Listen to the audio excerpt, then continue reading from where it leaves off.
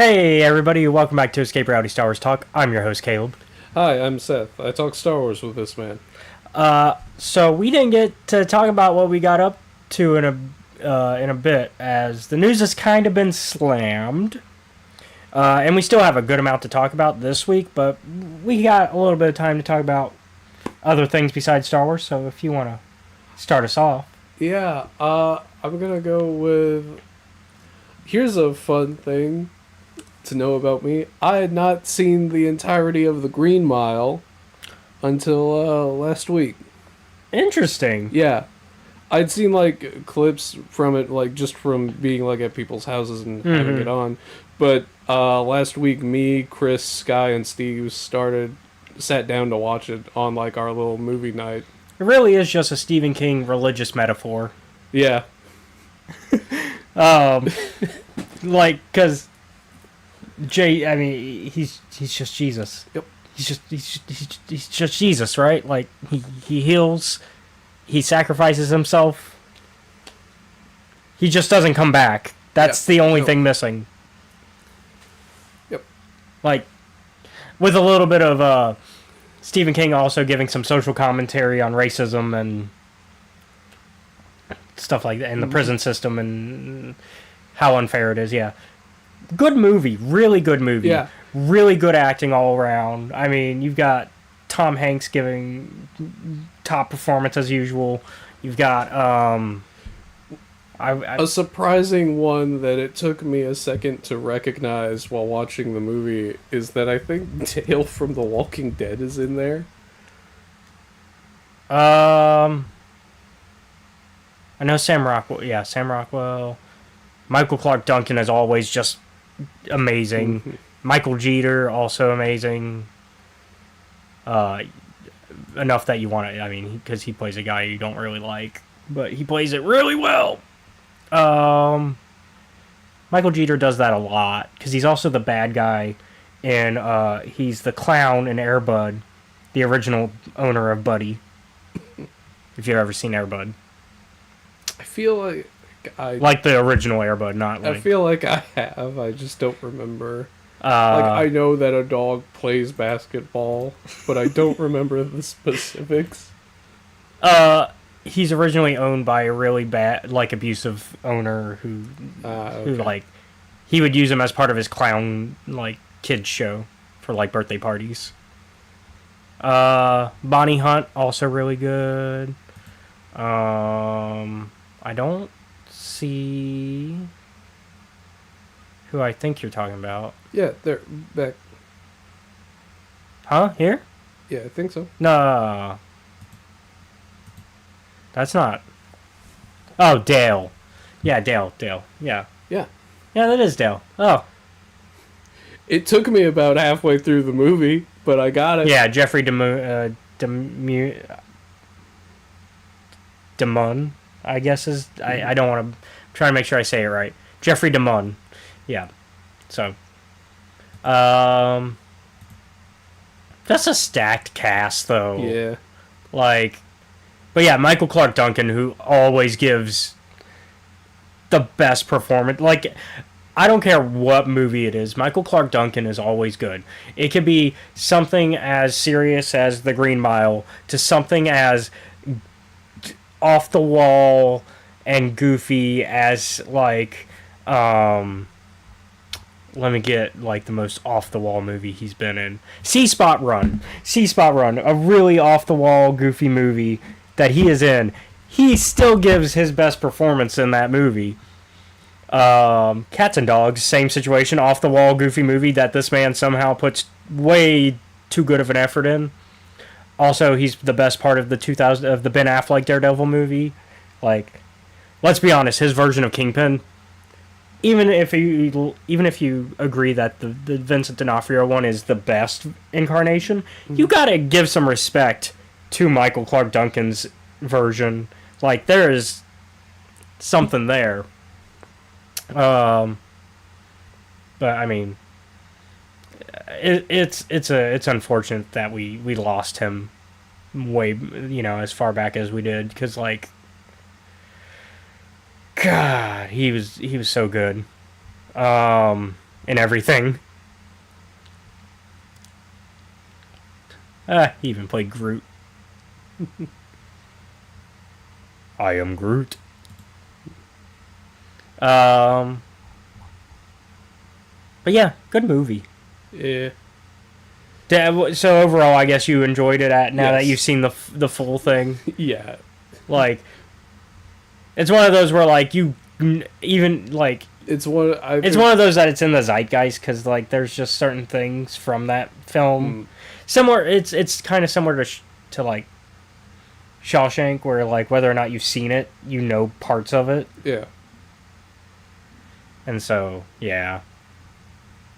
I mean, yeah, Sam Rockwell, James Cromwell also stacked. Another good voice that no matter what he's in, man. But yeah. So that was your big thing for the week, I guess. There was that. That was.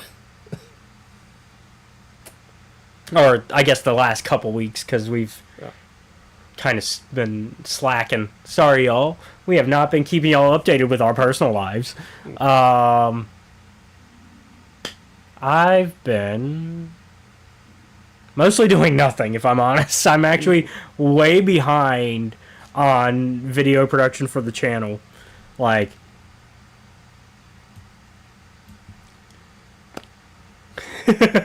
showing Seth the calendar of things that I have to do to catch up. Jesus. 6, 7, 8, 9. So 6 Dragon Age videos that I need to catch up on. Yeah, I've been talking to you. Yeah. Oh, I rewatched with Buttercup. I rewatched Heathers. Oh yeah. The musical version, not the movie. Because she has not seen the musical version. Like, she's listened to the soundtrack and she's seen the original movie. So, this week I was like, well, it's my turn to pick a movie. Because we kind of go back and forth on movies to watch. So I made her watch the Heathers, because I have the pro shot. So we watched the pro shot of the musical. So, that was fun. Also watched Chicago for the first time. All right. Another one that, like, it's in the zeitgeist. Like, you know, like, songs from it. Like, He Had It Coming. Stuff like that. No, that's actually not. You don't know He Had watch. It... You don't... well, I mean... Like I said...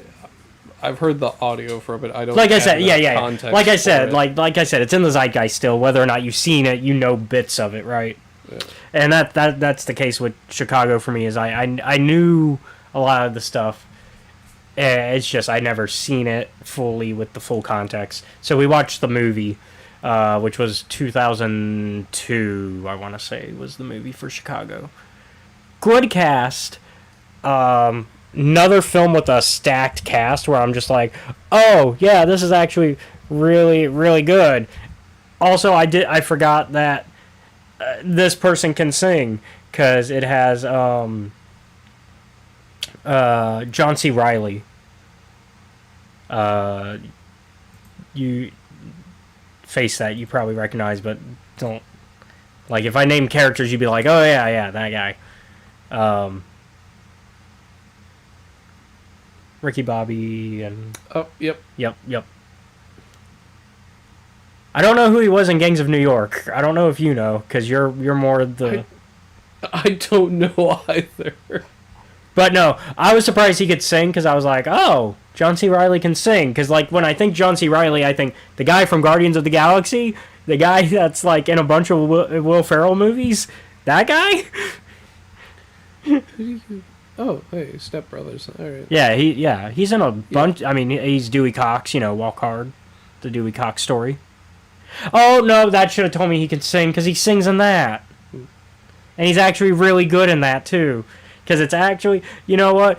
Walk Hard might be one of the best biopics ever, and it's a parody of a biopic. Oh, he voices Wreck-It Ralph. Yeah, he's Ralph, yeah. So, like, John C. Reilly's great.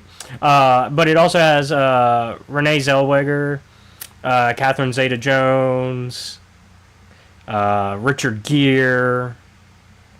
So once again, stacked cast. And so, I mean, a lot of those aren't as big of names now, but when that film came out, we're talking Richard Gere was he was kind of he was still pretty big. He just wasn't as big because most of his stuff was in the 90s, and now we're hitting the 2002s. The 2000s, so Pretty Woman, was one of his big movies, Sorry, I haven't seen Pretty Woman. It's just the plot. I know the plot of it from us watching fucking Always Sunny.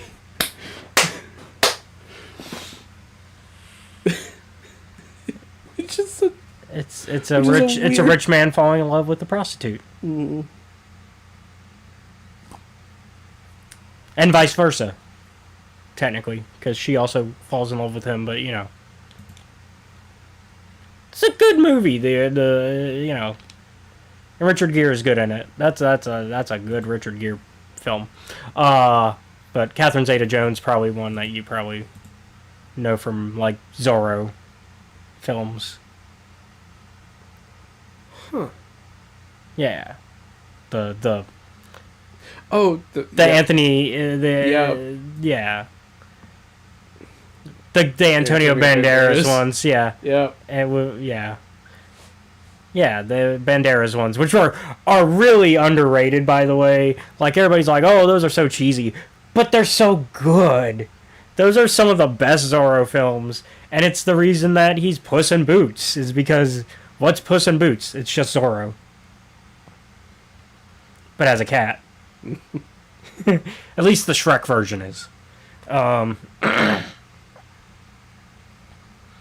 so, and then Renee Zellweger's not as big now as well. She's gotten a couple projects here and there recently, but her big stuff was Return of the Texas Chainsaw Massacre, Jerry Maguire, the Bridget Jones's Diaries series of films. Those were her big things. And so most of that was the 90s and early 2000s. But I enjoyed watching it. It was fun. It's and getting to see the songs in context with the story, but also the songs are still great. I mean,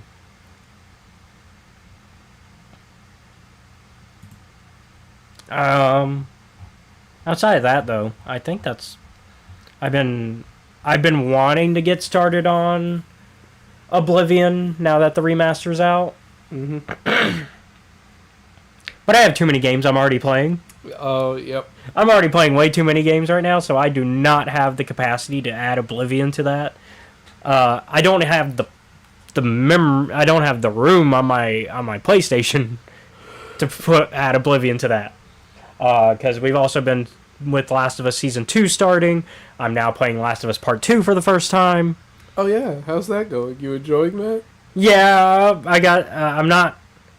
I haven't gotten there in the game to where the show is.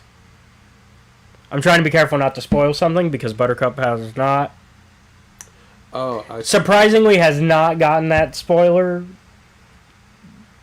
She has not been spoiled about the game or the show. I will not say anything then. And I actually got her to watch the first episode of the show with me.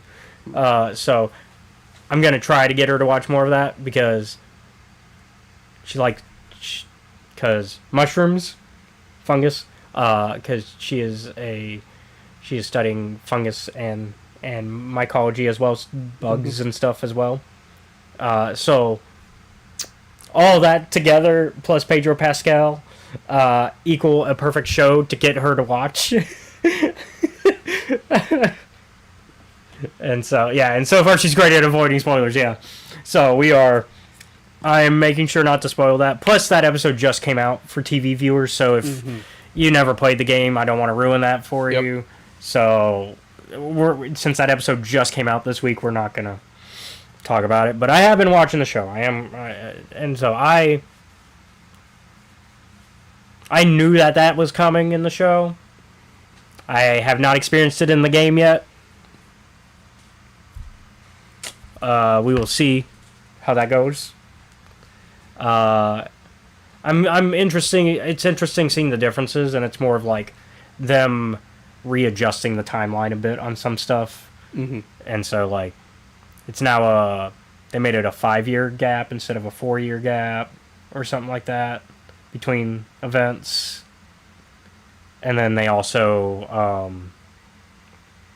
have changed certain order of events. Like in the show, they made it to where, this isn't a big spoiler, they make it the supermarket thing happen, or like you going to the market earlier with, all right. and it's like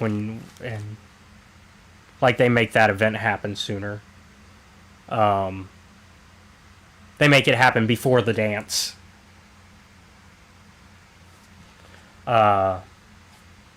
Where then Ellie and Dina get called a slur. Yep. And then you got to deal with bigot sandwiches the next morning.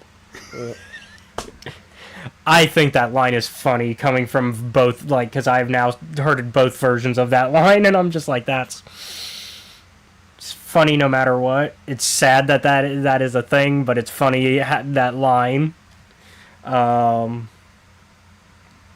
like The Last of Us, though, so far. And then I got you to watch the first 2 episodes of Andor for the new season yesterday. Me struggling to remember Cyril's name.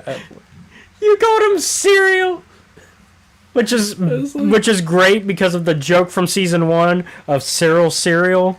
I just could not fucking remember his name. All I remembered that he was like eating cereal in his mom's apartment and he hated it. Yeah. Oh boy. I don't know how to feel about Cyril this season so far, and I'm gonna keep that. I'm gonna keep those thoughts to myself for now, because you still have one more episode to watch out of what's out so far, and plus we're gonna save our full review when we get to it, when the episodes are all out, as usual. I guess the only other thing of note that I did this week that I actually somewhat enjoyed. Sorry. To be fair, you have been working a lot this week, which is also why a lot of things didn't happen that would have happened. Like, we've still not watched any JoJo's, and in fact we want to. And in fact, we have removed it from the schedule for the Discord viewing parties right now, just because his work schedule, it's hell. Yeah. Oh, fucking America. Capitalism. Yep. Be great. It's great when it works right. Which would be the fucking tags that should be the American tagline. It's great when it works right. It never does, but when every once in a blue moon. But it was very fun to watch Zach and Pixie start their little journey through Elden Ring. Oh yeah, I watched a little bit of it. I caught a little bit of it last night. Yeah. That was funny. Mm-hmm. She's doing really well. She is. She accidentally did a perfect parry after Zach kind of explained it on like the second try. She was like, "Oh, so that's how it's done?" I was like, "Well, I guess we don't need to teach her about guard counters. She's already learned how to parry." There you are, Perry.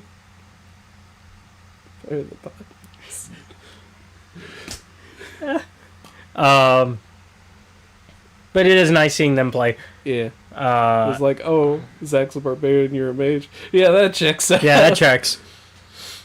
And then the fat rolling joke. She's like, oh yeah, we're gonna do that. He's like, no, you don't want to do that. He's like, but why not? It's like, no, you don't want to. A medium roll is okay. Yeah, medium roll, yeah, because you can work with that. But anyways. Anything else? I think that's it for me. No, not really. All right, well, we got a little bit of news. Not as much as last week, thank goodness. Yep. But we do have a little bit of celebration stuff to catch up on for the last day. Because we got some exciting Visions news on that last day. Firstly, we learned that 3 of the Volume 1 episodes are getting sequels in Volume 3. The Duel is being followed up by The Duel Payback, which is the one I know you're probably the most excited for, because that's your Ronin verse. And me, and because I was on Podwan's last week after the podcast here, and so I was on their podcast last week. We were talking about stuff that was talked about, and of course, while we were on the podcast, Vision stuff like the news was coming out because Celebration was going on. So, me and Lady JJ, we got really excited about that because I was like, oh yeah, part of the best, one of the best books that we got, and she agrees with you and me that Ronin is probably one of the best books. And apparently you were yapping a lot. Not at no.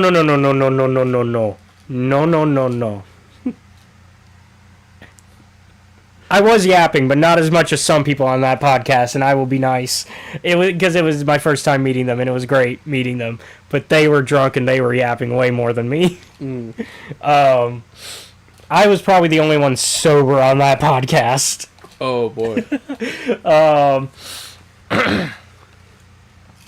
I did yap a bit about Highlander though. That I did. My special interest kicked in a little bit because but we back to news though. The Village Bride is being followed up by The Lost Ones, and The Ninth Jedi is being followed up by The Ninth Jedi: Child of Hope.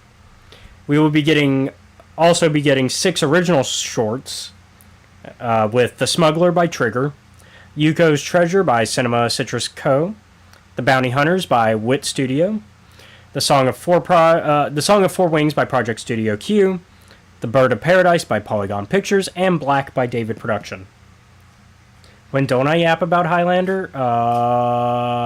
Never. Yeah. We were yapping about it before we went live. Yep. In fact, I was catching him up with the episodes he didn't watch. I keep having to leave before all the cool ones happen. Yeah, he missed the 2-parter with the Dark Quickening, which has been built up since Season 1. Season 1, they were like, there's a thing where if you kill too many evil immortals, you become evil.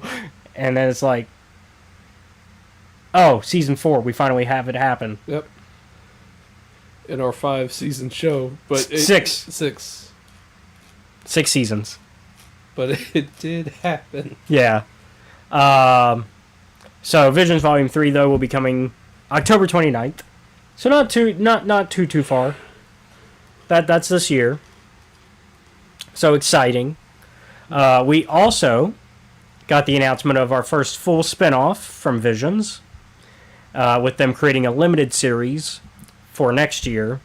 Star Wars Visions presents The Ninth Jedi, which is the one I think me and everybody else out there predicted would be the one that would get a show if there was one to get a show. Yeah. It feels the most like this could be a full-on anime show that people would watch. It also is separated enough that you could almost make it canon if you really, really wanted to. Because it takes place already 100 or so years after the sequels, is what the first episode says, or something like that. Something like that. And so, you could get away with making it canon. Because a lot of what it says about crystals also isn't against what canon says about crystals either. The only new thing is that, the lightsaber colors change a lot more easily. But that could easily be explained through bleeding and healing processes and stuff like that. Stuff that already exists in canon. There's a way to make that. They got that. They bled their crystals so goddamn fast. Which we know doesn't actually take that long. Yeah, because we've seen it in The Acolyte. We've seen it in Jedi Survivor. We've seen how quick it actually happens in real time. It's just stuff like Vader 2017, which you haven't read, which is where the concept of bleeding first came in to canon. It took longer because we were seeing it from the perspective. Hello. I'm just being attacked today, huh? Yeah, I guess. You're just gonna have to learn how to guard. Maybe you can parry it. That's okay. I just won't lose my head about it.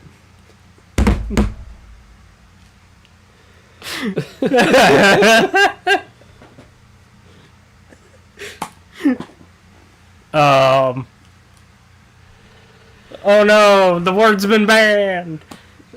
That's okay. We can still talk about the Scottish movie. The Scottish movie. I remember a while back I was like, oh man, sure are a lot of Scots in all of these stories that I like. I was like, damn it, they're in JoJo's. I can't escape because of Outlander. And now the Scottish movie. And now the Scottish movie. Because I was like, can I get away from these Scottish bastards for like 5 minutes? And the answer was apparently no. Because as soon as I got done saying that, the Scottish people of a very specific region of a landmass that is above, they showed up as like an armor set in Elden Ring. I was not prepared for that. Oh, we did get a trailer, by the way, for Visions. So let's watch that real quick.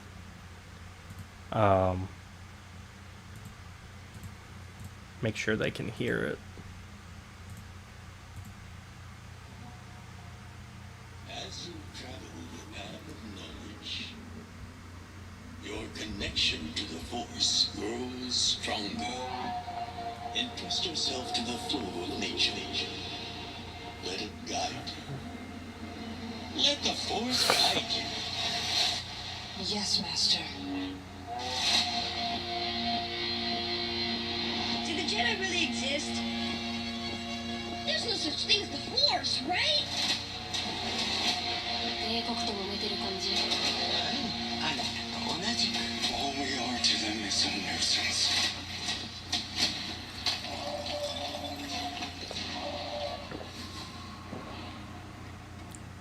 騒ぎを起こすやつは叩き切るよ。There's your Visions. The duel. There's the duel. どうするつもり？突破します。 I like the art on that one.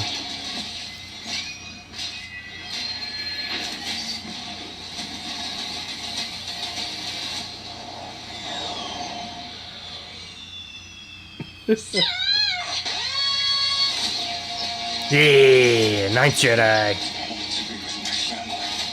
私たちはそれを解放したいだけだ。一緒についていってやる。強くなれ。強いジェダイになって。 Yep, there's our village bride.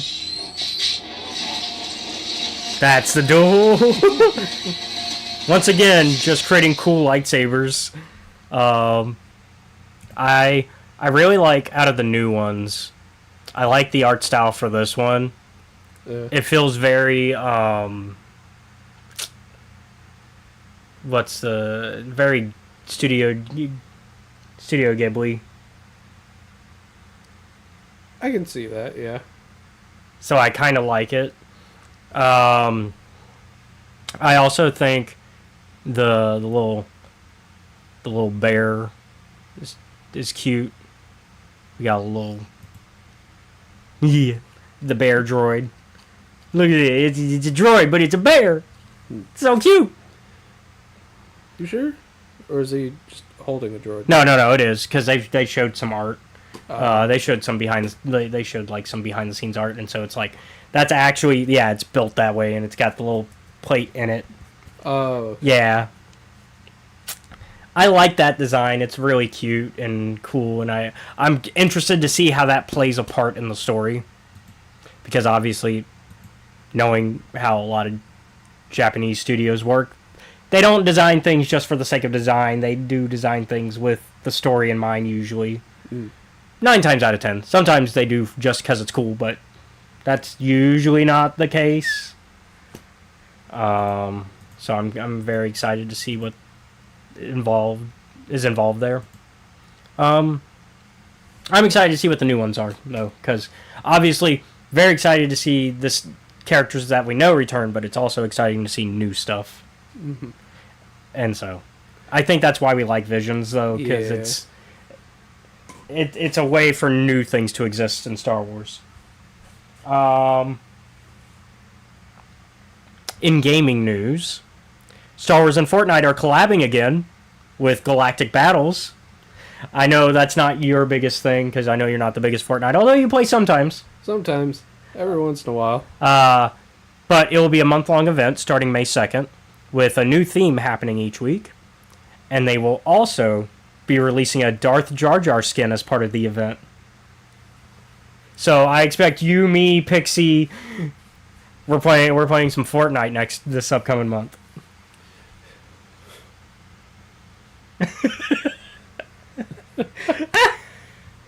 Damn. They're cold out here today, huh? Yeah, it's not like it's. I guess it's not our podcast anymore. It's theirs. Mm-mm. You know. Yeah, but they. No. I was gonna say, if it's their podcast, they can read the books themselves. Damn it. Yeah, they can read this whole book, which I know Buttercup loves reading. That's not. Buttercup does like reading. They just take forever doing it. They would not be able to finish books in a week like we do, I think. While I would enjoy a slower pace, I sometimes.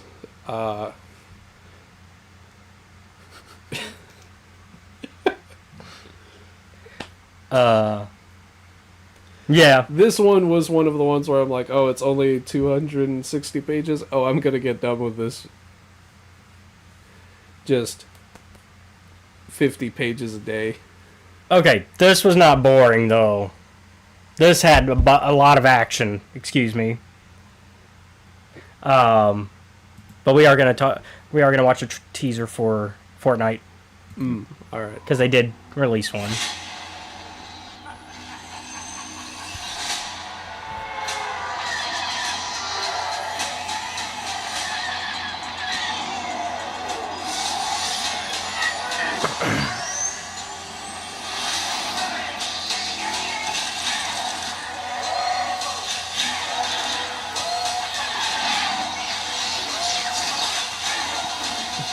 Yeah!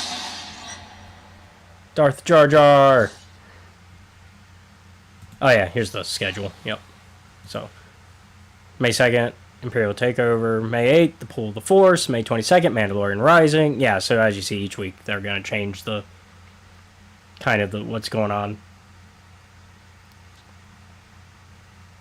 And then, yep, we get Darth Jar Jar. And then one of the other skins that's going to be part of the actual Battle Pass, the Wookiee, and then I think a Palpatine one I read.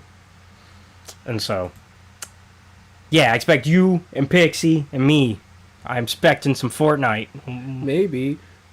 But remember, I sleep during the day and I'm awake at night and no one else is. Yeah. That's it for those two pieces. We got two more pieces of news. We don't got any videos with them. Last Star Wars Celebration specific news is that they will be skipping next year. Alright. But they're going to return stronger than ever for Star Wars' 50th anniversary in 2027 at Los Angeles. The set dates are for April 1st through 4th of 2027. So that's our next celebration. Will be the 50th anniversary, and for LA. So exciting! 2 years to plan. We're gonna go. We're gonna save the money. We're gonna go. You're gonna get your first celebration.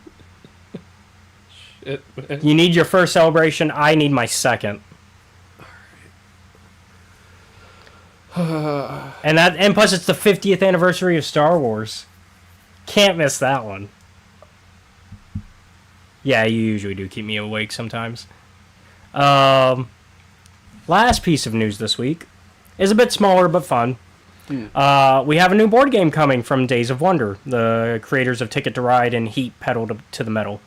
According to them, this summer discover Star Wars Battle of Hoth board game, a fast-paced miniatures game based on one of the most iconic battles of the Star Wars universe. Will you command the ferocious Imperial Army or the courageous Rebel forces?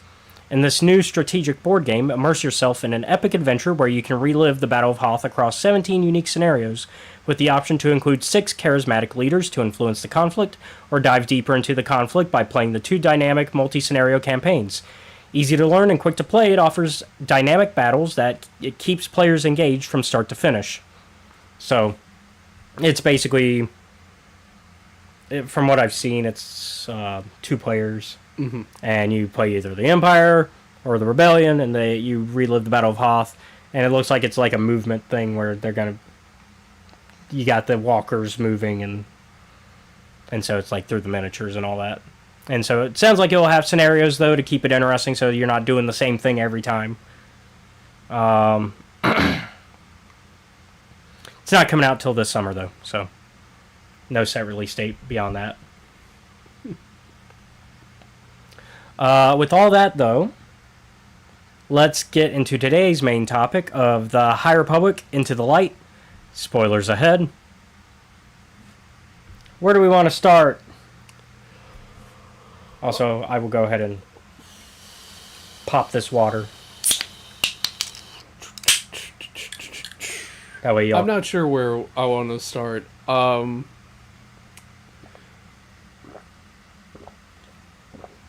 I'll say this, it's been a while for me where I was like, oh man, finally.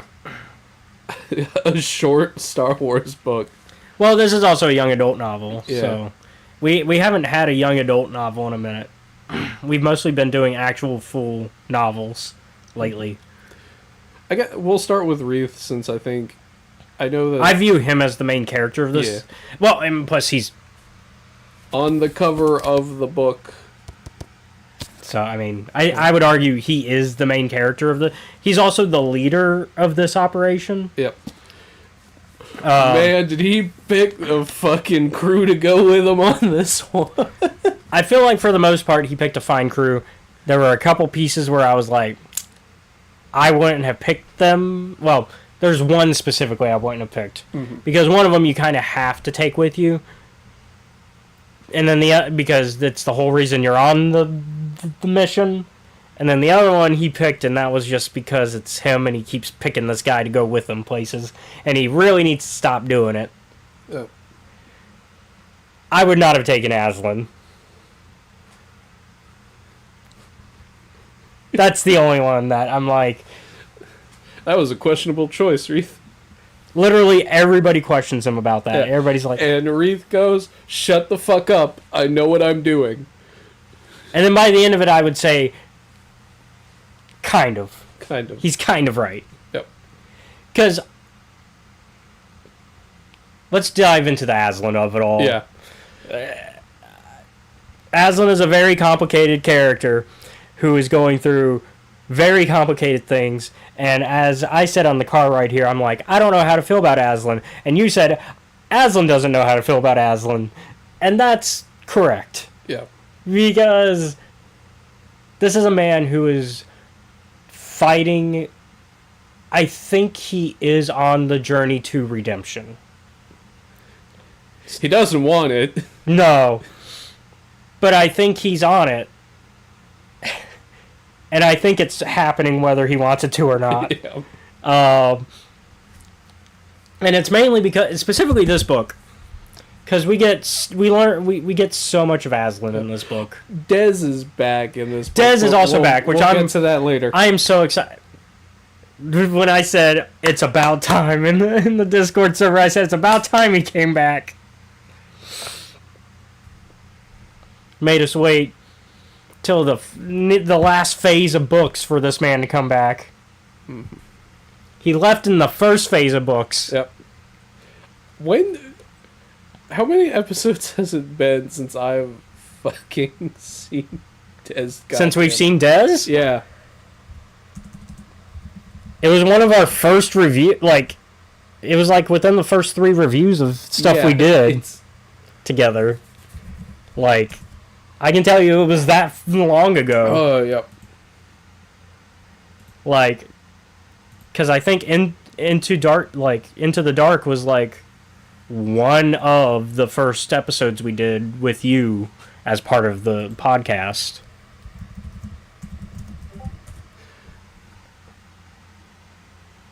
Episode 3 of season 2. So the 3rd episode with you as my co-host. And what are we on now? We are on episode 57 of season 3. Yeah. I forgot how many fucking episodes were in season 2. I want to say like 100 something.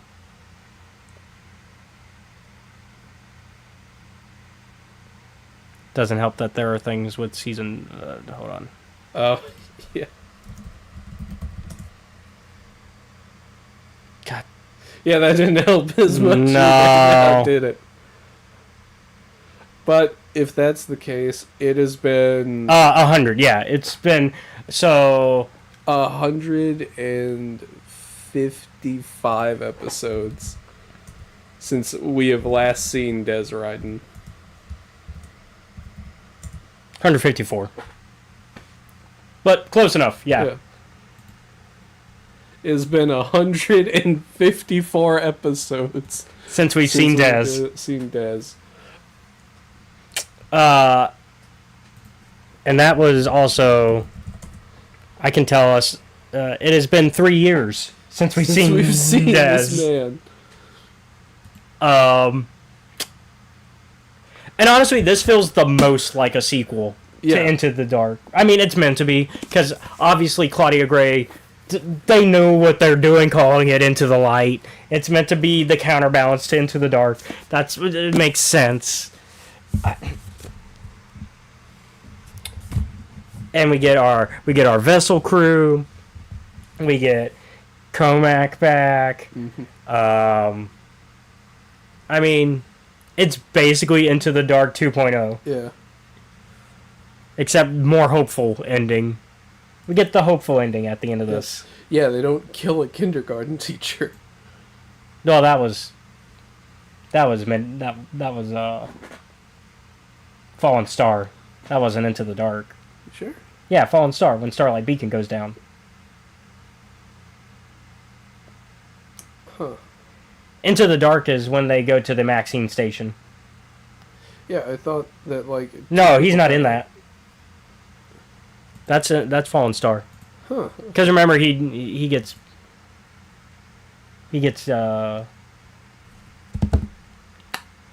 dusted. Oh, yeah. Yeah. God damn. So much has happened in the High Republic. There is a list of, like, how many Jedi are dead in this book, and it's, like, 9 people. Oh, yeah, because it's one of the things that we finally focus on is the fact that there's only 2/3 of the Jedi Council left. Yeah. They're like, oh, yeah, we only have 2/3. We've lost 4 of the Jedi Council. Yeah. That's not good. There are some continuity things in this book. Mm. And I do want to talk about them. This is actually 4 years after Into the Dark. It says 3 years. It's been 4 years. Because when he was 16, he's now 20. Wreath. Yeah. So,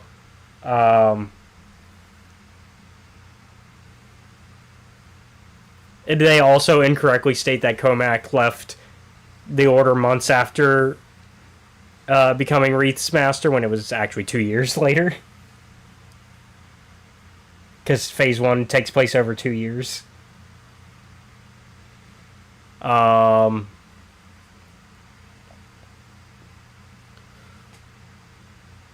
They also, for some reason, say he's not been a Jedi Knight for long. He's been one for 2 years. Once again. 2 years. I guess in terms of, like, being officially knighted as a Jedi. For 2 years, he's been 2 years, not for very long compared to how long he probably will be a Jedi. Yeah. Speaking of a Maxine station, which is why I wanted to talk about the continuity stuff, the statues. Yeah. They're still in the Shrine in the Depths. The book is wrong about that, by the way. Because Tears of the Nameless says they're still in the Shrine. And that takes place the same year as this book. Whereas this book's like, nah, we brought them back years ago. No, you didn't. They're in the Shrine. Also, what good does them being on a Maxine station do? The Drengir aren't there anymore. Yeah, because we learned that you couldn't. Because in Into the Dark, they tried to bring them back, and it didn't work because they were already freed. Yep. Like, it didn't work.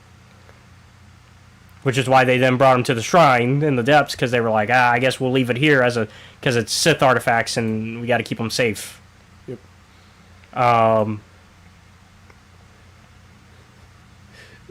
Also, I don't know why Kaonaka's a Jedi Knight when he should be a Master.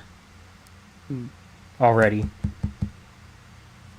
Because the Acolyte one-shot, that's the flashback parts. Oh, yeah. He's already a Master at this point. Yep. Unless... No, that Padawan didn't die, so... That can't be Padawan, right. yeah. So, Kaonaka should be a Master at this point, yeah. And then one is Navaka. The novel states they're male, but then... Or, sorry. Yeah, states they're male, but Into the Dark established that they were female.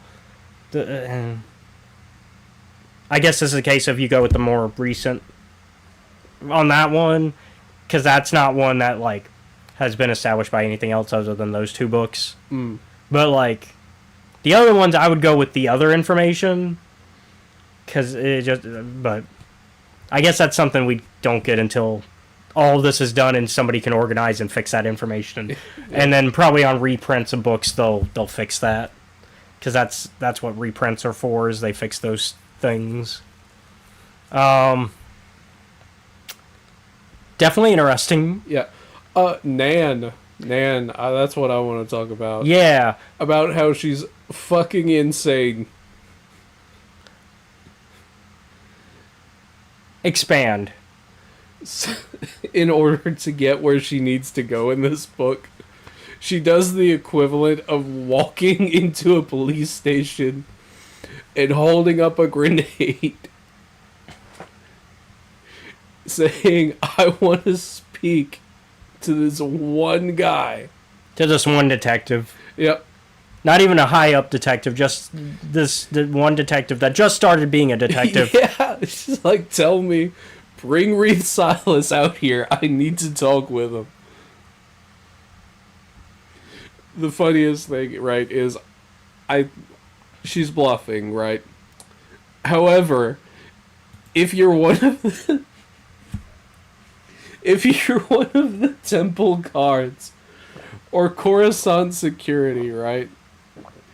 You don't know that, and the fact that this lady walked in and basically did the equivalent of, I don't give a damn.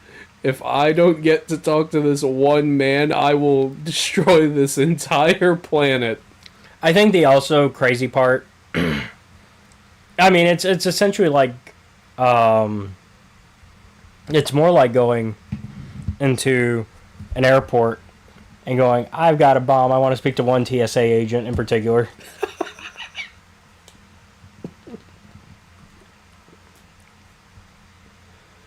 Yeah, that is better. Um, And then, like, for the rest of the book, I was like, okay, Nan, yeah. what do you want? Apparently just to kill... Like, I just want to kill Dr. M. Campa. That's it. Kempa, yeah. Which makes sense. Yeah. Everybody kind of hates him, Kempa. Yeah. I remember what you did to Dalna. Yeah. We remember. It seems nobody likes him, Campa. Like, even the Nihil are like, yeah, we can go without her. Yeah. And then you find out what her plan is, and then you realize, oh god, she's worse than everybody thought. Yeah. This lady had a Sith artifact. Normally, that wouldn't exactly be like the worst. It's what she wants to do with it. You wanna share? Which is basically have the Drengir under her control and cause them to frenzy whatever she wants. Which we saw in Seeds of Starlight and the other one, the sequel. I wrote a note about it.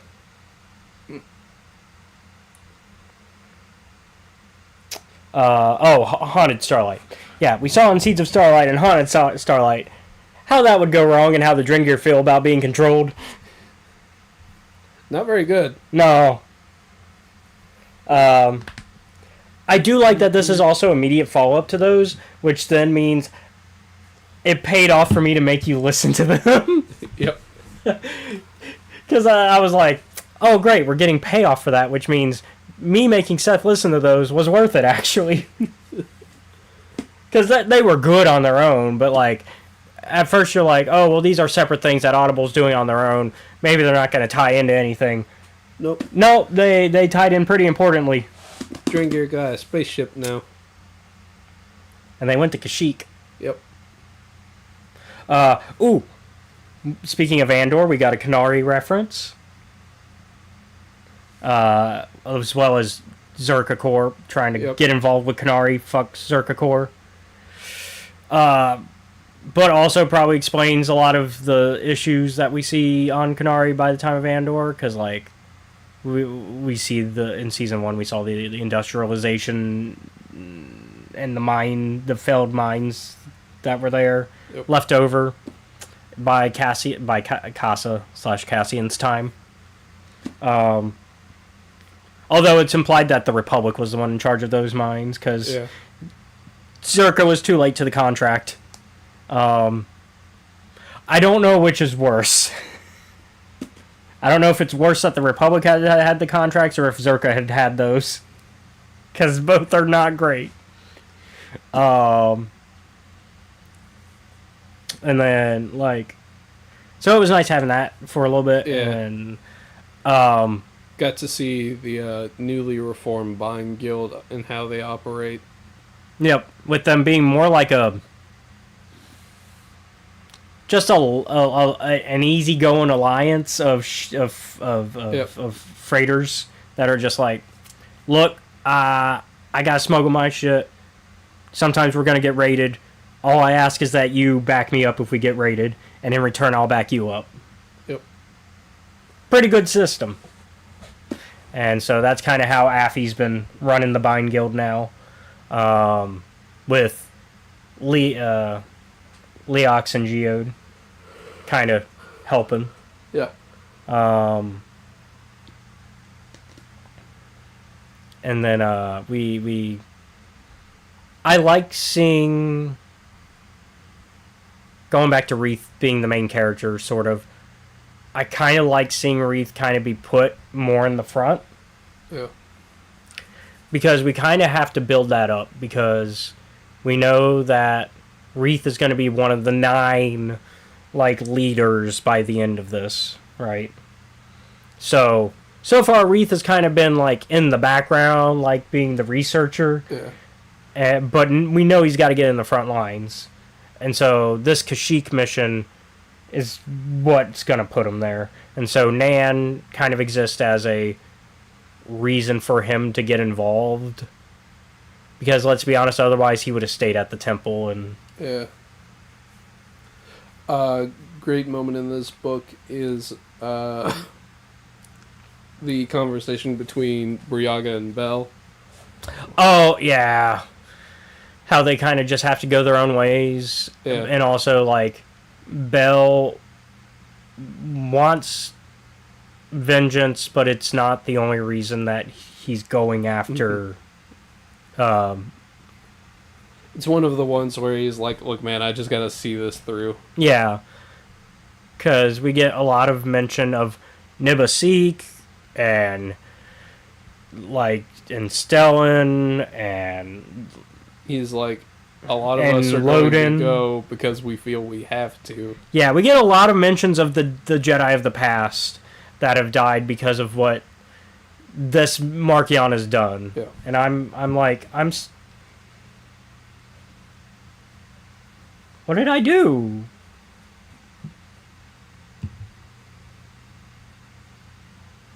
I don't know what I did.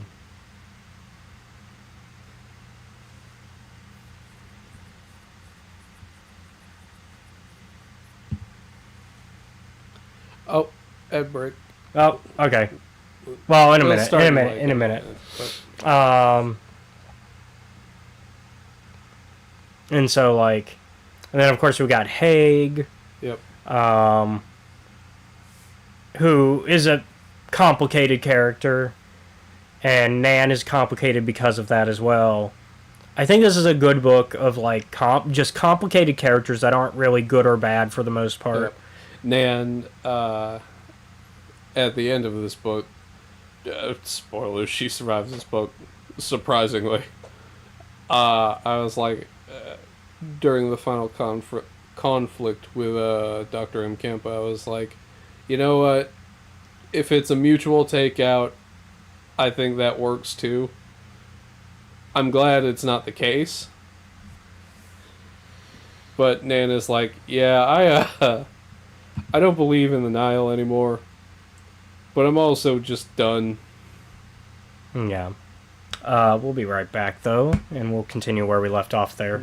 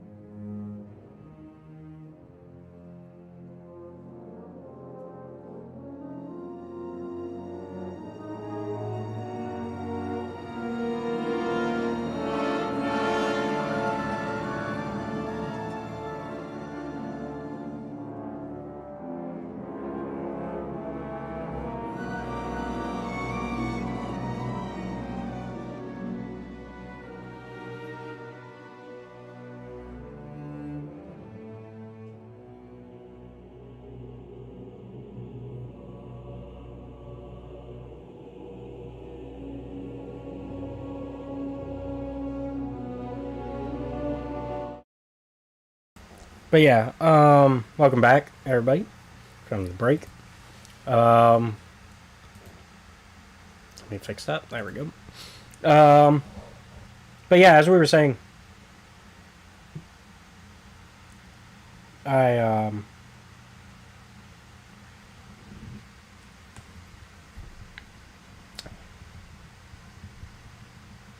the I like the kind of team we've got as our like cast of main characters because they're not perfect. No.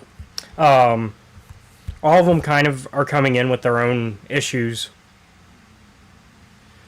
Yeah. and that kind of makes them interesting. Where Reith isn't really sure that he has the capabilities of being this leader. So he's always second guessing himself.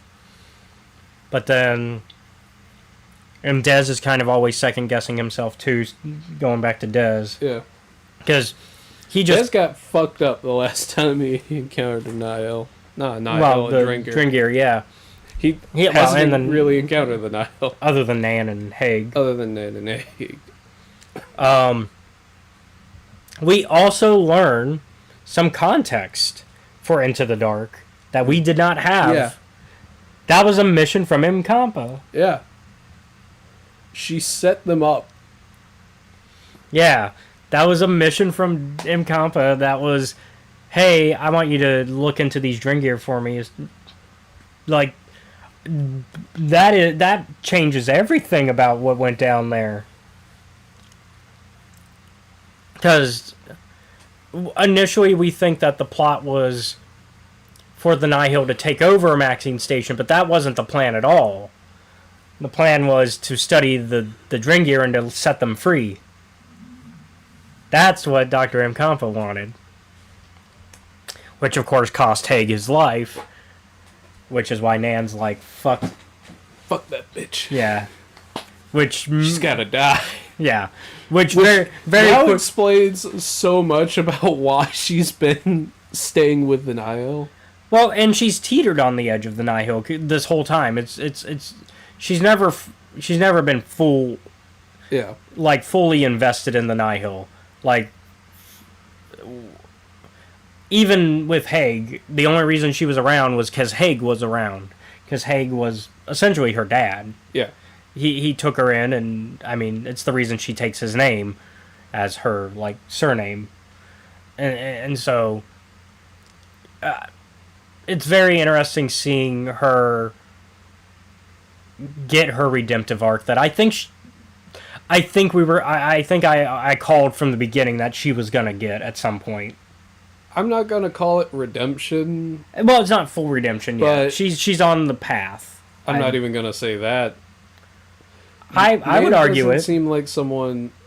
Nan is someone who has put like survival and her objectives first. They just don't line up with the Nihils anymore. But by redemption, I mean she's not. By that, I mean she's not helping the Nihil anymore. She is officially switching to the neutral team, I guess. Yeah, she's not neutral. She didn't go good. No, but that's still a step in the right direction, right? Because she's working with Affy, who is, I would say, also neutral. Yeah. But is neutral good. Yeah. Right?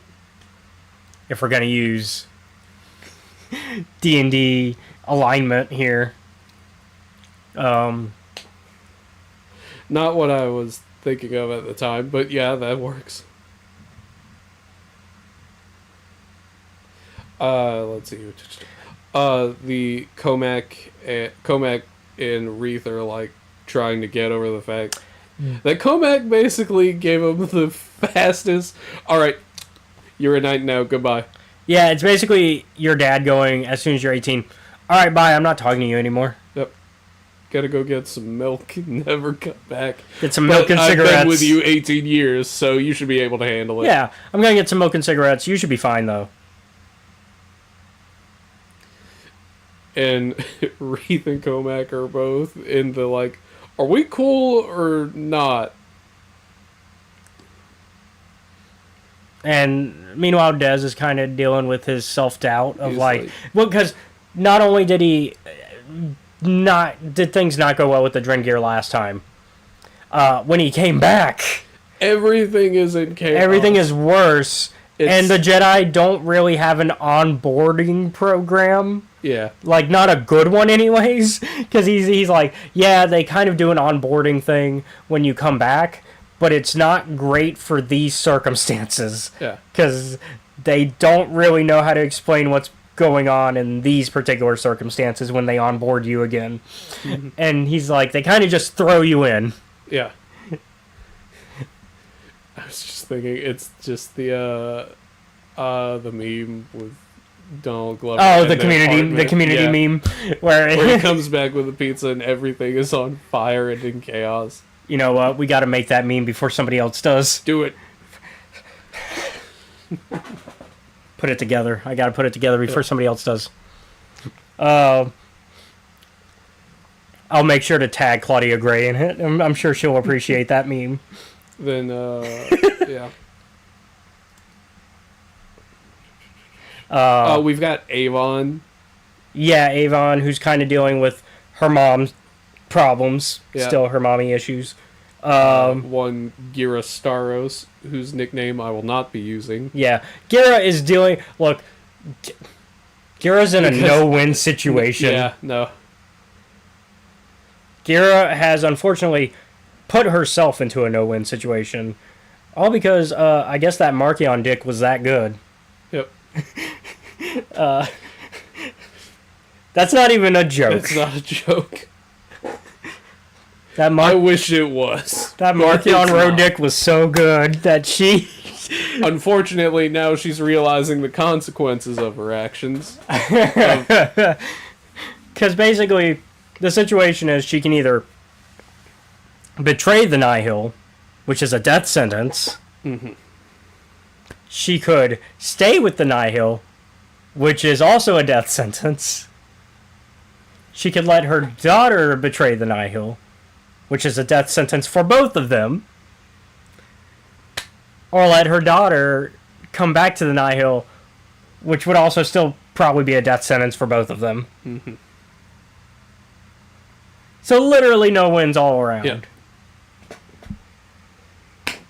And it's even worse because Markion still doesn't know that Avon's betrayed, like, is working with the Jedi somehow he doesn't know that already, which I feel like it's like he doesn't care. He wouldn't care. Yeah. I think he'd He's got- find it funny, actually. Yeah, he would probably, considering how he reacted to Avon going, I want to go to the Republic for school and get away from here, and him just laughing at the dinner table about that. Yeah, you're probably right. It's like, I'm not surprised.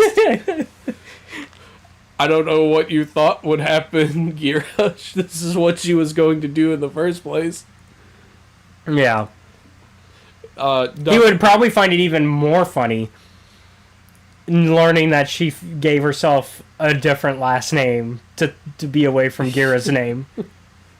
And he would probably use that to dig into Gira so much. Sunvale, huh? Yeah, I can imagine not wanting to be tied. Damn. Like... And Because Markion's got bigger things to worry about right now. yeah, he's like, I lied so hard, said Markion Rowe. How do I fix the goddamn Blight?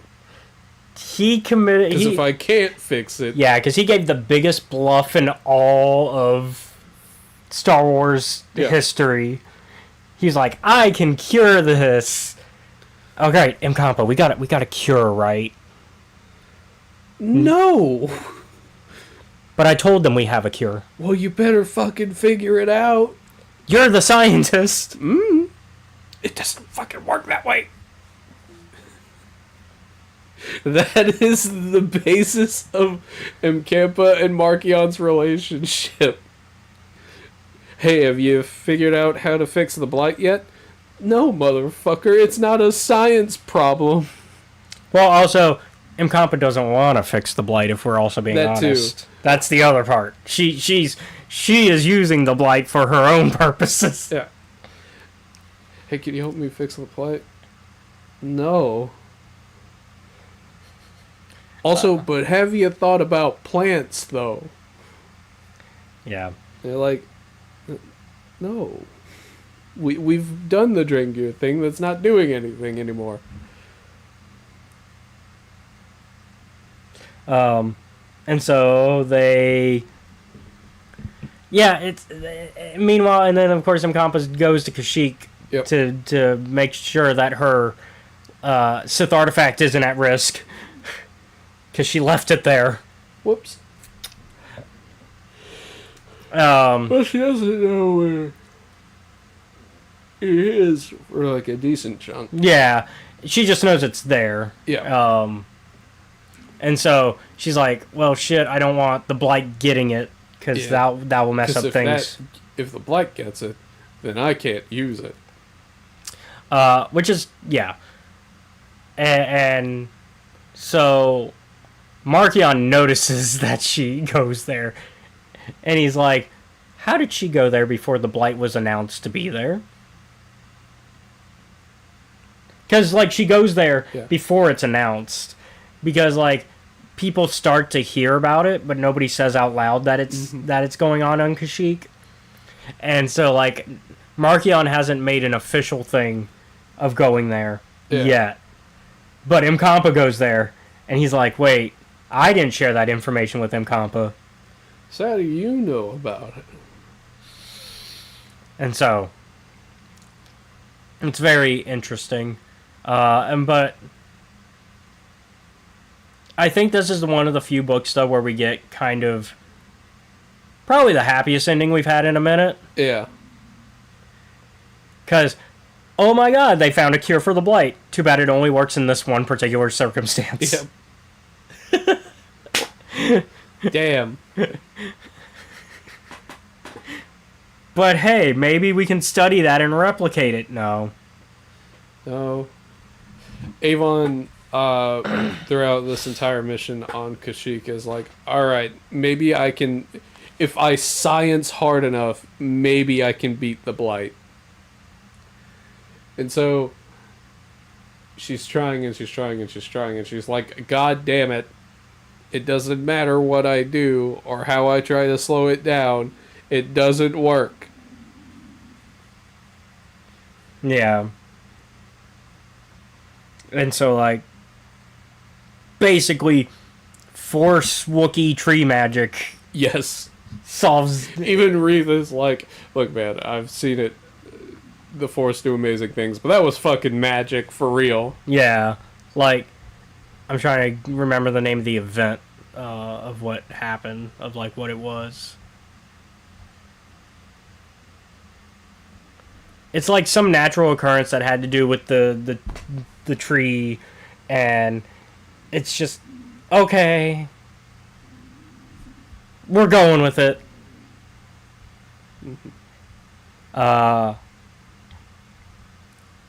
And you know what? I'm glad that we got a little bit of good, happy ending here. Because honestly, we have needed a win for a while. You know what, though? It's not all sunshine and rainbows, though. Yeah. Because there was a big battle. There's a big battle, and so in order for the Wookiee tree magic to happen, some context, there's this evil fucking well thing connected to the Thorn Seed that had to kind of get blown up. No one brought explosives with them, so Geode, spoilers for this book. Yeah, the white rocher tree. That's what it was. He goes and he blows himself up. And so the white rocher tree, which is very strongly connected to the Force, and has been kind of keeping this evil stuff at bay. Yeah, it's actually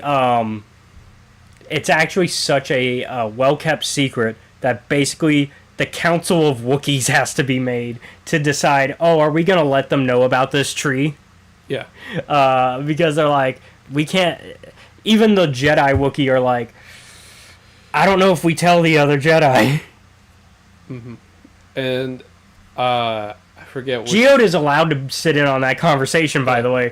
Geode is so trusted that he is allowed to sit in on that conversation of the Wookiee Council. They're like, we need at least one outsider. Also, you don't talk, so... So you'll at least respect us as we have this debate. Yeah. And they're like, Eventually they Eventually they have to get the whole, like, every Wookiee to vote on it. Yeah. Like, not just the council, but every Wookiee has. They're like, are we sure we want to tell them for real? And one of the elders kind of points out, well, unless anybody has a better idea about how to, like, how we're gonna solve this. How we're gonna solve the problem, yeah, we probably should. Also, because it's also at risk, because I believe it is targeted sort of by Mkampa. Yeah. So, like, so it's either we risk telling them and save this tree, or we keep it a secret and then it gets destroyed anyways. Yeah. So the Blight grew very suddenly. To the point where even everybody else who was looking at it was just like, oh, that's not right. It's not how the Blight works. Yeah, like, Avon looked at it and she was just like, it grows, and sure, it can be fast sometimes, but usually there's a pattern to its growth. Yeah. Here it kind of just went pfft. And Avon was like, that's not right. Yep. And it was getting closer to the White Rocher tree as part of that. Yeah. And so once Geode explode... Geode die. Geode die. I don't know what it says about me that I don't know if it's because I'm exhausted from... or I've been through so many deaths already. I just don't feel anything at Geode's death. I wish I could, but I don't. Man, meanwhile, Claudia's like, you know what, yeah, but also the heart still survives, so maybe. But no. The heart was the only thing that survived, and you said that if that's the only thing that survives, then he dies. Which is it? You don't get to play with my heartstrings like this. You're over here like, how dare you play with my heartstrings, me? I'm over here like, I don't have any left to be tugged on, man. They've cut them all. They're all gone. But it was nice overall to see a win. Like, we got a win out of this. Yeah, finally. Even Markion was just like, fuck, this is a bad day for me. Yeah. And the narration of the book is like, and for the first time in a very long time, Markion had a very bad day. A bad day indeed. And I was just like, good. Fucking finally. I was just like, good. Markion deserves your bad day. You've earned this. But yeah, I like this book overall, though. This is a strong start to the final chapters. Yeah. Because we are hitting those final chapters, and we're hitting them running. We're getting some wins with a couple losses that I don't want, but we're getting them. Because I don't want Geode gone, but also, okay, we had to have a loss somewhere. Yeah. It's going to hurt worse when we get to that last book, because we know those 9 are not all making it. Yeah, no. You thinking... Let's place your bets. Well, we can wait till closer. We got one more. We got the junior novel before we can. We really need to make bets, because the junior novel comes out before the final book. So we got some time. We don't gotta make bets yet. No, come on. Throw one out there. Just one. I don't think my boy Wreath is making it. I don't think Elzar's making it. I could agree with that, actually. I think Elzar's not making it, but specifically, I think he's going to go out doing something actually heroic. I also still think Vern's going to be the one that kills Markion, as we discussed before. Vern, I am the police. Switching to, we don't talk to the police. Like, I think Vern is going to be the one that kills Markion. Yeah. And it's going to be something that starts her down that track to get her closer to the Vern we see in the Acolyte. Because it's one of those situations where she's going to know she's not a hero for doing it, but the galaxy will think she is.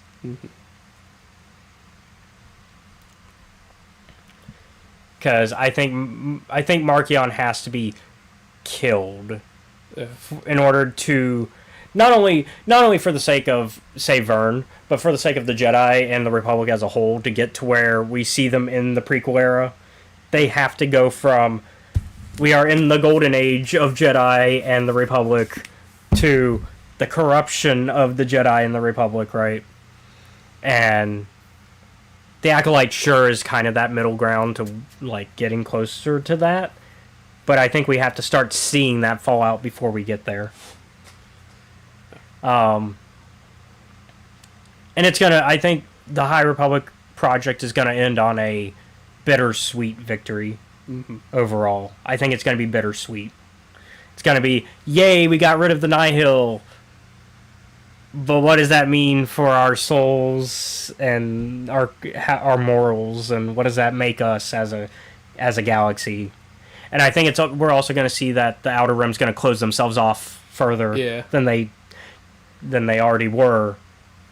Because, like, in the beginning, they were already closed off, right? That's the whole reason of Lena So's whole "We Are the Republic" is her trying to make the galaxy. Her and the Great Works. Yeah, it's to build.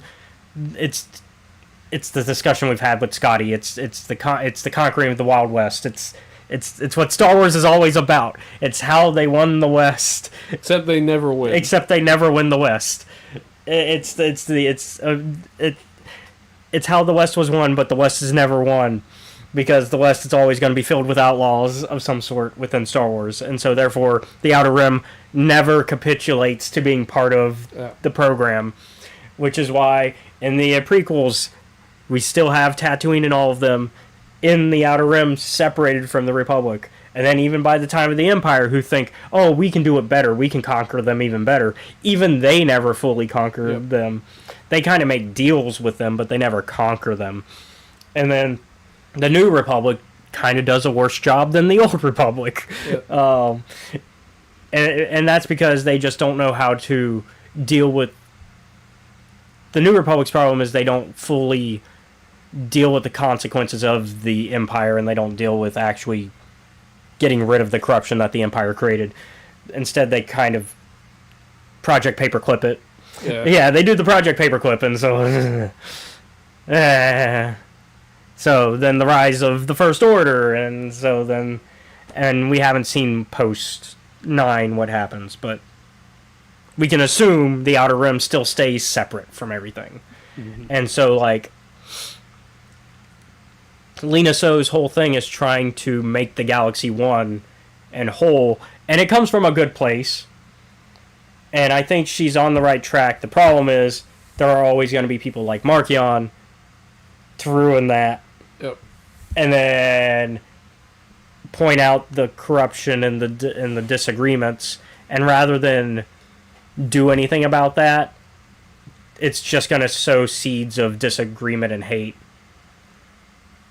And so, because it does that, then by the end of this, the Outer Rim's just gonna say, fuck it, we're done. Yeah, like...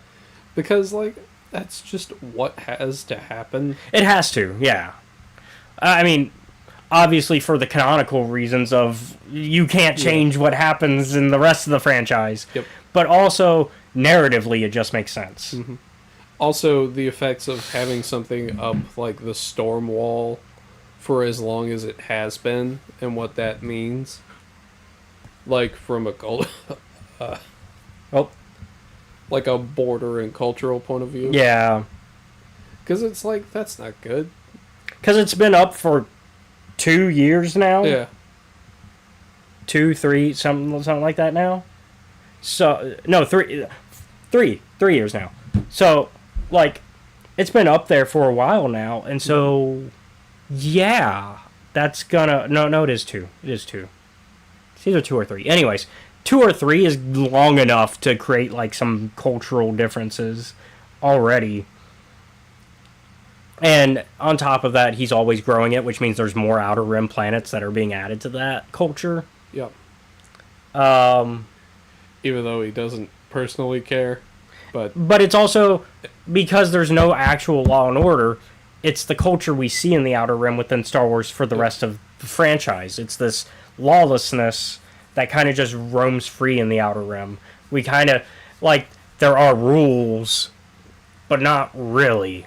yeah, there are implied rules. There are certain like customs. Yeah, you don't fuck with the Hutts, for That example. is like rule number 2. Like, for example, that's like one of the, but like, and it's the same thing with like, you wouldn't fuck with the Nihil, but beyond that, it's lawlessness. Mm-hmm. Are you okay? The 8675309. But yeah.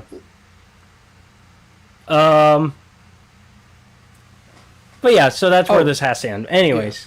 Last thing, and this one is very funny, is Amadeo's like over not. Yeah, we didn't his talk a lot about over-eagerness of, like, Amadeo. the first time he sees a Drengir. And he just immediately gets into like, he immediately gets his ass kicked. It's a very funny, but I'm also like, man, to the Drengir that must have been both humorous and also terrifying. Yeah. Because this fucking kid charged in without a thought. Yeah, we didn't talk about a lot about Amadeo, but there's so much in this book. Yeah. Amadeo is also good. I love Amadeo as a character. I almost want to see him be. I almost want him to be Wreath's apprentice officially. Mm-hmm. Because he kind of is. Yeah. Like, it's on an unofficial level. Because if he's not. Just the adoption paperwork hasn't gone through yet. Yeah. Like, because he's either listening to Wreath or he's listening to Comac. Yeah. And so. Oh, and that Comac also finally decides to fully return to the Order. Woo! Yeah. Not that he needed to, I think. But it is nice. I didn't mind Comac being kind of like on call. Yep. Comac's like, I'm here if you need me. But I'm not officially. It was also nice. Aslan's dreams with Arkoff, and because I didn't get to talk about that. Yeah. Aslan is going through it, and I think that's why I think he's gonna start to really switch. Because we talked about this in the car. Qui-Gon said in that comic that Aslan does eventually redeem himself, and I think that's not. I think that, well, yes, it's a throwaway line. I think that means canonically we're going to see the payoff of that. And also, Aslan has just been made so important throughout Phase 3. Yeah. Because he explodified a Nameless, which is not something we'd seen anyone else do. But also, like, he's a character that is going through his own, like, inverse of a hero's journey, essentially. But it's bringing him back to being a good guy in the process, because like he's questioning his reasons for things, where he's like, Well, obviously I did it because the dark side's so powerful. Well, wait a minute. Maybe I did this because actually it was the right thing to do. No, I did it because... I did it because it felt good. And so, like, I did it because I wanted to kill. And it's like, but did you? Like, yeah, no, and shut up. And so, like, it is... And then, of course, he's having his visions of his memories of being on Kashyyyk with his Padawan, with his youngling crush when he was... Back when he wasn't as scared of things. Yeah. And him fighting his personal fears of the Drengir, or not the Drengir, but the Nameless, which he has been slowly being less afraid of, which means he is conquering it. He is just not admitting it. And so, and we know from the Last Edge of Balance comic or manga that him and Arkoff finally got to, hash some things out. Yeah. Which definitely goes a long way for Aslan to be healed, because I think part of that is his relationship to Arkoff. And so, which we get some in the flashbacks, in the dreams. Which is another reason I think this is probably one of your favorite books, because you got your Wookiee Jedis, you got your Kashyyyk. 3 of them. You got 3 of them, you got Kashyyyk, you got Wookiees in general. You got Wookiee magic. Yeah. This is just written for Seth. All we needed were like some Trandoshan bad guys, and then you could have had the perfect book. But no. But yeah, I think there's a lot of characters. That's the other, going back to me thinking like this is a book about characters that are going through things that are like not all good, but not all bad. Unless you're Dr. M. Campa and Mark Yonro.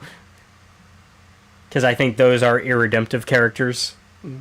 I don't see Mark Yonro having redemptive quality at all. Yep. Maybe I'm wrong. M. Campa, you don't get redemption. Yeah. Science. Yeah, M. Campa does not get any. I could be wrong about Mark Yon. Like, I could be wrong. Maybe the authors disagree with me. But I do not see redemption in Markion. No. He either gets a celled or out away forever. Or he gets a lightsaber to the chest. Yep. Which is what I'm thinking is going to happen. Well, I'm thinking it's more going to be a lightsaber whip across the hole, but... We'll see. Just imagine it slicing across, like... And because it's a lightsaber whip, it just... God... Because I think also narrative. I think Markion could seek redemption, but I don't. And while it's very Star Wars for the villain to get redemption, once again, I think thematically that's not where we're heading. Yeah, probably not. Just because of where we have to go for Star Wars to continue where it goes. That's all I really got on this book, though. I'm excited for the rest of the ending of this. This book only made me more excited about what's going to happen for everything else. Because this was such a good start to the finale. This is like we're in the final season of our favorite show. Mm-hmm. And we know it's the final season of our favorite show. So we're just hoping to see where all of our favorite characters land. Whether that's alive or dead or in prison or whatever. So what you giving this book, man? This is a good, strong... Ooh. See, I'm fighting myself. I want to hear you first, because usually I've been going first lately. It's not that the book is bad. I am going to give it an 8 out of 10. Okay. It's a solid B+. Yeah. My main issue with it is not that I dislike any of the characters. It's just that there are a bunch of them in this book. So the perspective flips a lot. It does. Sometimes multiple times within a chapter. Mm-hmm.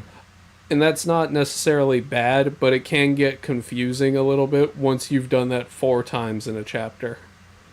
That's my main gripe with it. Other than that, everything else I like. Okay, that helps me secure where I'm going to go. Okay, I'll give it an 8 as well. I was fighting between 8 and 9. I was really fighting because it's such a good book. And I love Claudia Gray.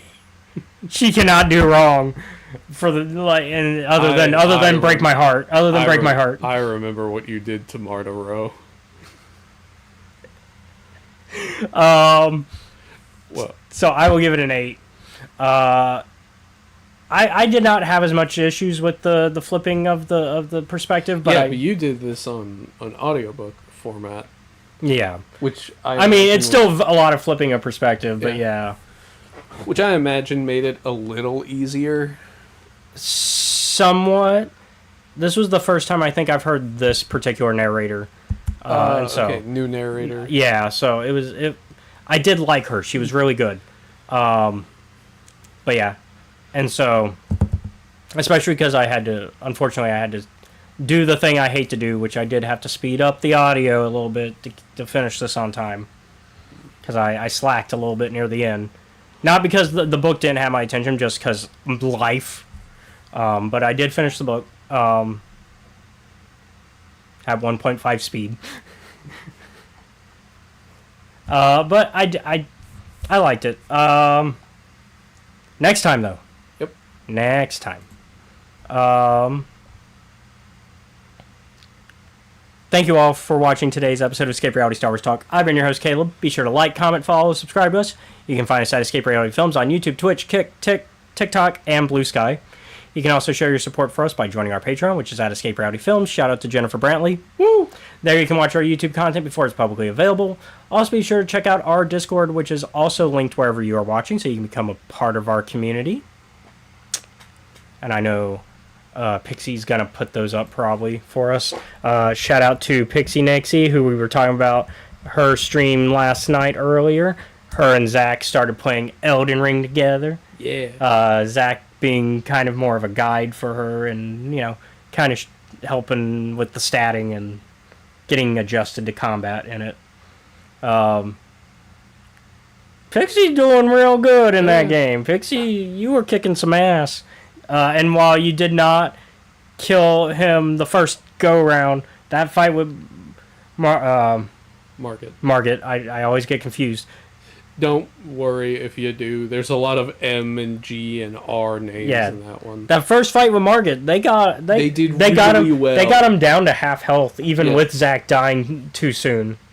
Like, he was down to half, and so that was that's because Pixie is amazing. With the caveat of when she remembers to lock on to enemies. Yeah. But that fight went really well. Yeah. So I was like, oh, okay, she's got this. They just got to level up a little, go kill more things, get used to, the combat. Oh, you did? Good job. Oh, be Godric. Hell yeah. Yeah, I eventually at some point went back to sleep and had them on lurk mode while passed out, and then woke up, if you're ever on Twitch and you do and you watch somebody and you fall asleep, and they decide to raid somebody. I was probably 2 raids deep when I woke up. Because it's where somebody raids somebody, and then that person raids somebody, and then you wake up and you're like, how'd I get here? How'd I get to this specific Twitch streamer? I think I was 2 raids deep when I woke up this morning.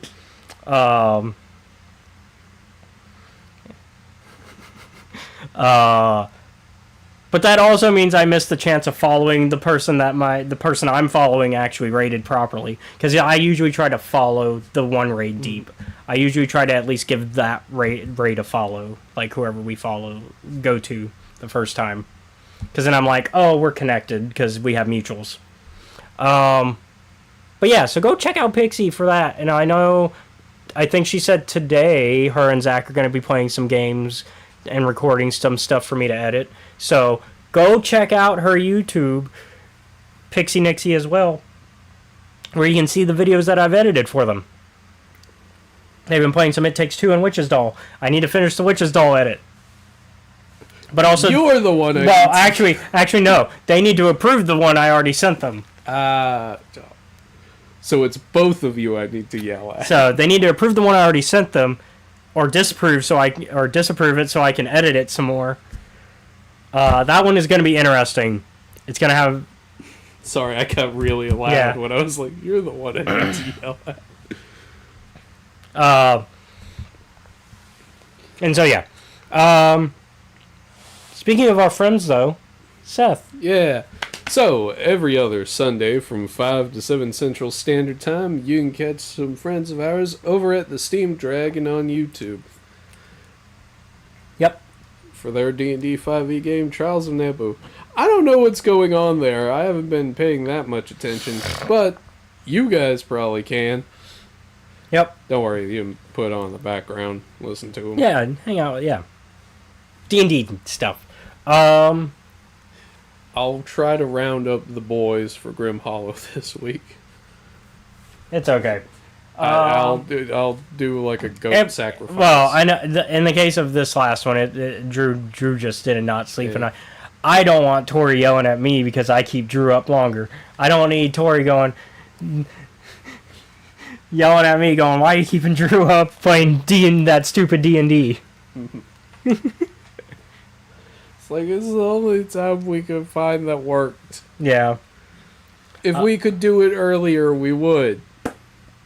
As for next week, thank you all again for watching this week, but join us next week as we continue to stay in the High Republic era, apparently, because we're just staying here for a bit, with the High Republic, The Edge of Balance, Premonition, and Volume 4. I could not find Premonition physically, so we'll figure out how to get Premonition. But we got Volume 4. But we're going to read both. And that won't be too bad. That's 2 mangas. That's pretty short. We can get that done in time for next week. I've spoken. Y'all be safe out there.